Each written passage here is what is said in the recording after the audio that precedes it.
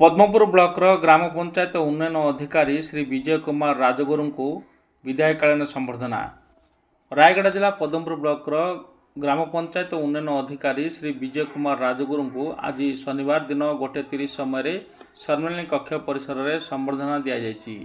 से ग्राम पंचायत उन्नयन अधिकारी भाव विभिन्न पंचायतर काम कर आसुले। पद्मपुर ब्लॉक हूँ गोटे आकांक्षा ब्लॉक हो सदा सर्वदा किपरि पद्मपुर ब्लॉकर समस्त पंचायत आगुआ रही लोकों पाखरे समस्त प्रकार सरकार योजना पहुँचो तांकर लक्ष्य रही। सी जड़े परोपकारी एवं शांत सरल लोक थिले। विभिन्न समय लोकों कार्यपाई आगभर हो आसुले। तेबे विभिन्न पंचायत गुड़िकर मध्य से काम कर आसुले। आज तांकर विदायकालीन संबर्धना देवा सहित तांकर सुस्थ एवं निरामय जीवन कामना करथिले बीडीओ स्वास्तिक जमादार एवं समस्त पंचायत निर्वाही अधिकारी माने।